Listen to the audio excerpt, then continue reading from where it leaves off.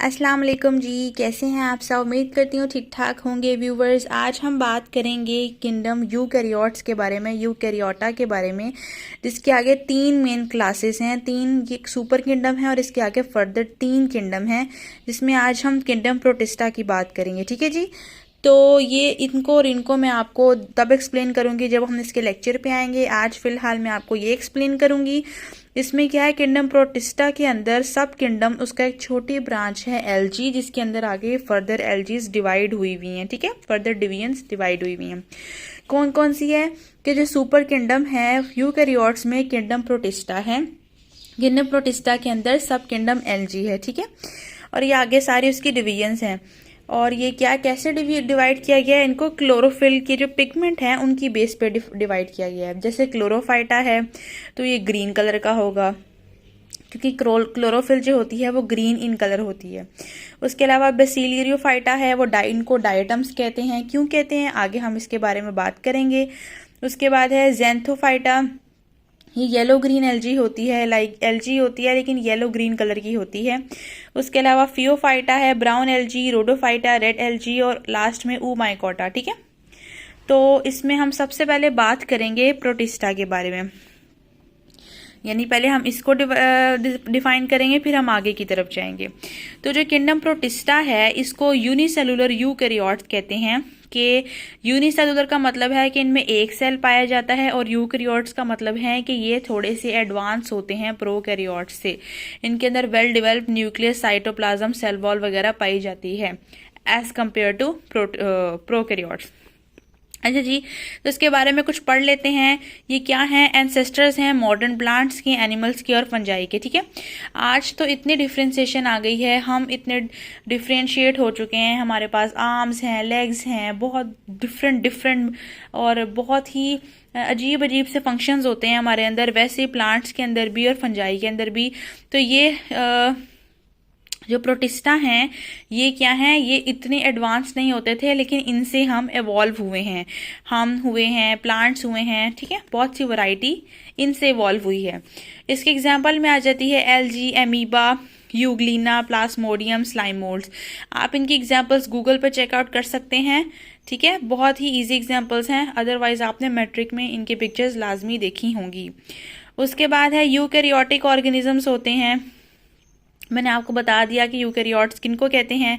Usually aquatic होते हैं, या फिर ये वहाँ पे प्रेजेंट होंगे जहाँ पर नमी होगी, यानी मॉइस्चर होगा।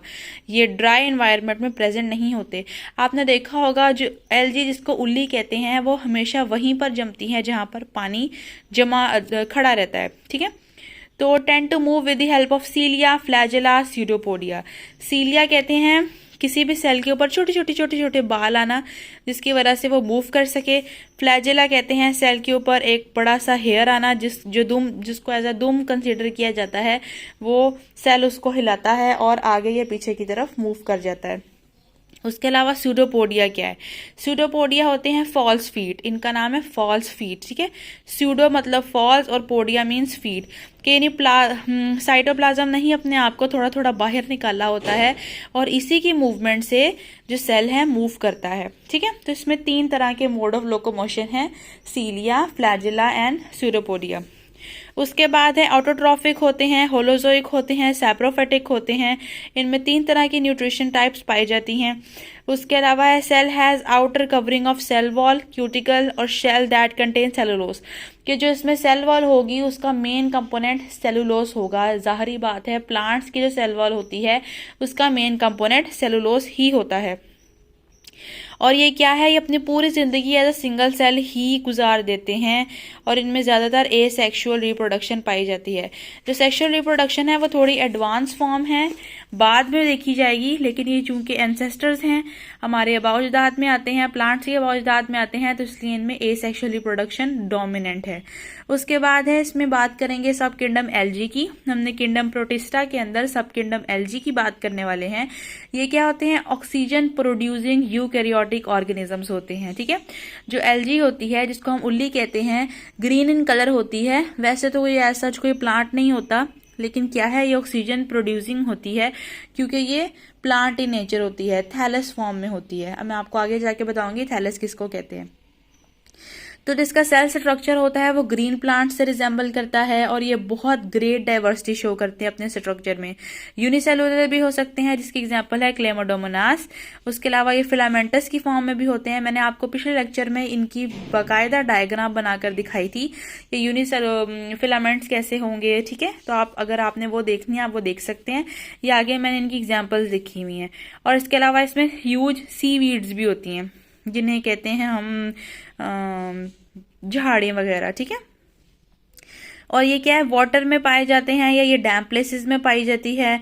इनका थैलस लाइक स्ट्रक्चर होता है। आपने देखा होगा कि जो एल्गी होती है कहीं भी जमी हो तो उसके रूट्स, शूट्स और लीव्स अलग से डिफ्रेंशिएट नहीं हुए होते, बल्कि वो एक कंप्लीट सी एक लेयर सी बना देती है। तो उस लेयर को थैलस कहते हैं कि जिस ऐसा प्लांट जिसके स्ट्रक्चर, रूट्स, शूट्स और लीव्स बकायदा हमें नजर ना आ रहे हों लेकिन वो प्लांट लाइक हो तो उसे हम थैलस कहते हैं, ठीक है।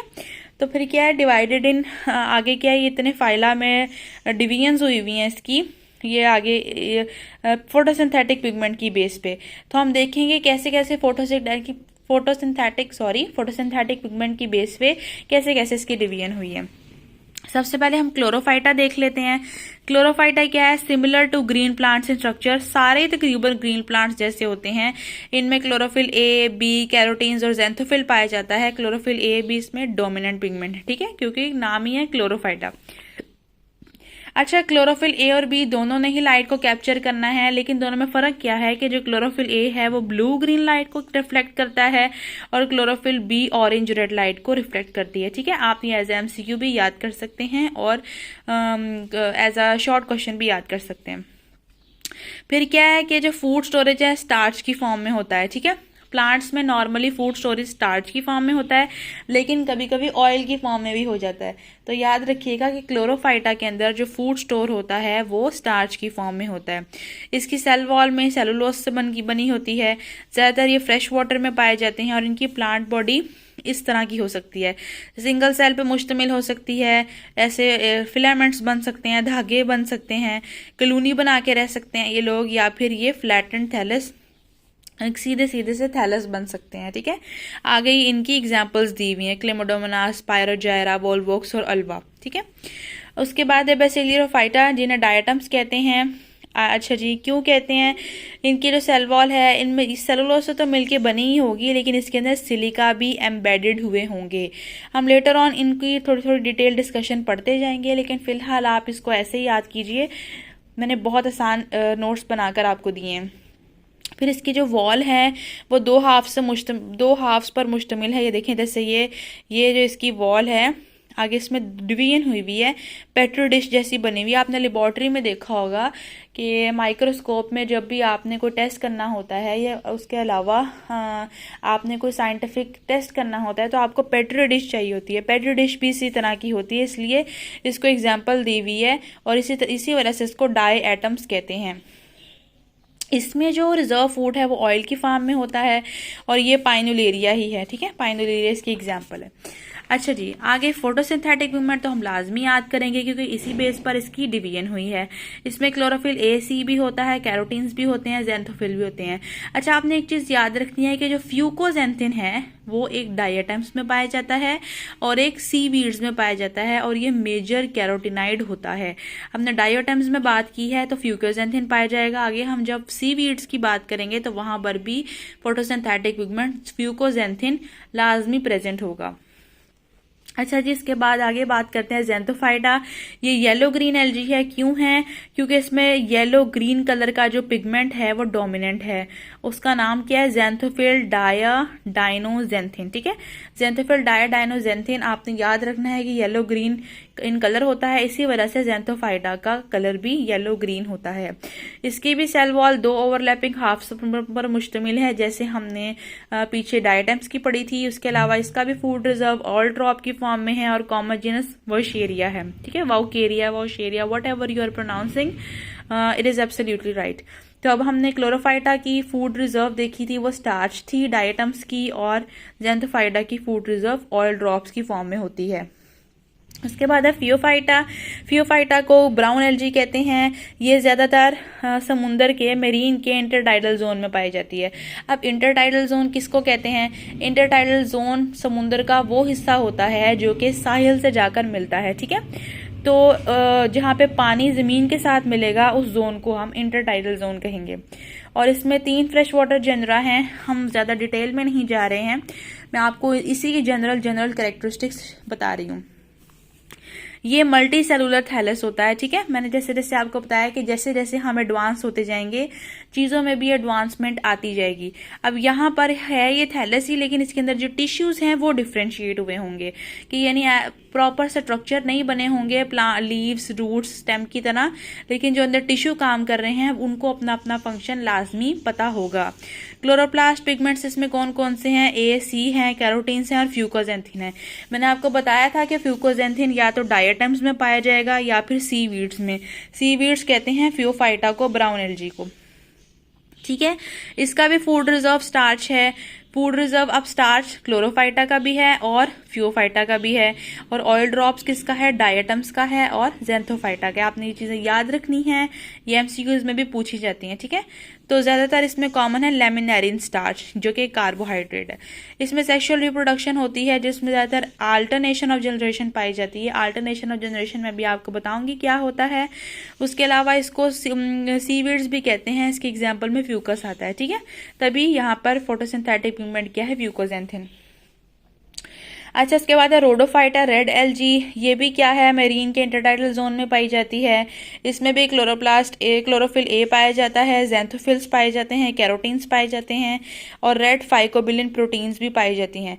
फाइकोबिलिन क्यों है? क्योंकि ये क्या फ्लोरोसेंट इन नेचर होती है, यानी चमकती हैं फाइकोबिलिन प्रोटीन्स। उसके अलावा इसकी प्लांट बॉडी ब्रांच्ड फिलामेंटस होती है कि धागे तो होंगे लेकिन ब्रांच फॉर्म में होंगे, ठीक है। यानी कोई इधर को जा रहा है, इधर को ब्रांचेस बनी होंगी। इसके भी लाइफ साइकिल में अल्टरनेशन ऑफ जनरेशन पाई जाती है। हमने 2 लाइफ साइकिल पढ़े हैं अभी तक जिनमें अल्टरनेशन ऑफ जनरेशन पाई जाती है। एक ये रोडोफाइटा का और एक हमने फियोफाइटा का पढ़ा है। मैं भी आपको बताऊंगी अल्टरनेशन ऑफ जनरेशंस क्या होती हैं। अच्छा जी, उसके बाद है इसकी एग्जांपल्स भी आपने देख लेनी है। Last but not the least one is Oomycota. वो क्या है? ओरिजिनली क्लासिफाइड, इसको पहले फंजाई में कंसीडर किया जाता था। अभी हम प्रोटिस्टा के बाद फंजाई पढ़ेंगे, तो पहले इसको फंजाई में कंसीडर किया जाता था, लेकिन फिर जब आप इस पे थोड़ी सी रिसर्च की गई तो देखा गया कि ये एल्गी से ज्यादा रिजेंबल करता है, इसलिए इसको एल्गी की क्लास में, एल्गी के किंगडम में डाल दिया गया। उसके बाद है इसकी प्लांट बॉडी है नॉन सेप्टेट हाइफी, ठीक है। हाइफी क्या होती है? ऐसे रॉड लाइक स्ट्रक्चर होता है, उसके अंदर साइटोप्लाज्म मूव करता है। ये नॉन सेप्टेट है कि यानी उसके अंदर जो है वो क्या कहते हैं, उसके अंदर बाउंड्रीज नहीं बनी होती, ठीक है। तो यानी वो साइटोप्लाज्म ऑल ओवर फ्लो करता रहता है। अच्छा, इसकी सेल वॉल भी सेलुलोज से मिलकर बनी है। सेक्सुअल रिप्रोडक्शन स्पोरेंजिया यानी स्पोर्स बनाकर होती हैं और एसेक्सुअल रिप्रोडक्शन स्पोर्स बनाकर होती है और सेक्सुअल रिप्रोडक्शन ज़ाहिर है गेमीट्स मिलकर बनाएंगे। अच्छा जी, उसके बाद है ये डिजीज कॉजिंग होती है ओमाइकोटा, ठीक है। ये वाली एल्गी जो है ये क्या है? ये हमें बीमारियां देती है। कैसे? इसकी 2 एग्जाम्पल्स हैं। फाइटोफ्थोरेन फेस्टेंस है पहली, जो कि पोटैटो यानी आलू में डिजीज पैदा करती है, और दूसरी फाइथियम है जो कि सीडलिंग्स यानी बीज में डिजीज पैदा करती है। अच्छा जी, मैंने आपको कहा था यहाँ पर हमारी ये एक किंगडम खत्म हो गया है। मैंने आपको कहा था मैं अल्टरनेशन ऑफ जनरेशन के बारे में बताऊंगी। अल्टरनेशन ऑफ जनरेशन क्या होता है कि प्लांट्स के अंदर 2 डिफरेंट टाइप्स के लाइफ साइकिल पाए जाते हैं। एक हैप्लॉइड स्टेज होती है और एक डिप्लॉइड स्टेज होती है। हैप्लॉइड स्टेज को गेमेटोफाइट कहते हैं, डिप्लॉइड स्टेज को स्पोरोफाइट कहते हैं, ठीक है। इसके बारे में हम मजीद डिटेल में डिस्कस करेंगे। हैप्लॉइड और डिप्लॉइड का मतलब है कि नंबर ऑफ क्रोमोसोम्स कैसे होंगे। जब हमारे प्लांट के अंदर हैप्लॉइड स्टेज आएगी तो गेमेटोफाइट आएगा, तो जो क्रोमोसोम हैं वो हाफ हो जाएंगे। जब डिप्लॉइड स्टेज आएगी स्पोरोफाइट बनेगा, तो जो क्रोमोसोम नंबर हैं वो डबल इन नेचर हो जाएंगे, ठीक है। तो गेमेटोफाइट से स्पोरोफाइट और स्पोरोफाइट से गेमेटोफाइट में कन्वर्जन को अल्टरनेशन ऑफ जनरेशन कहते हैं। अच्छा, और इसके अलावा हमने कैरोटीन्स के बारे में पढ़ा था। कैरोटीन्स क्या होती हैं? ये लाइट को हार्वेस्ट करके क्लोरोफिल को दे देती हैं। और ज़ैंथोफिल्स क्या है, इसके अंदर बहुत ज़्यादा एंटीऑक्सीडेंट्स पाए जाते हैं और ये क्या करता है, सेल को डैमेज से प्रोटेक्शन देता है। यहाँ पर आज हमारा लेक्चर एंड होता है। मिलते हैं आपसे अगली वीडियो में, तब तक के लिए स्टे पॉजिटिव। अल्लाह हाफिज़।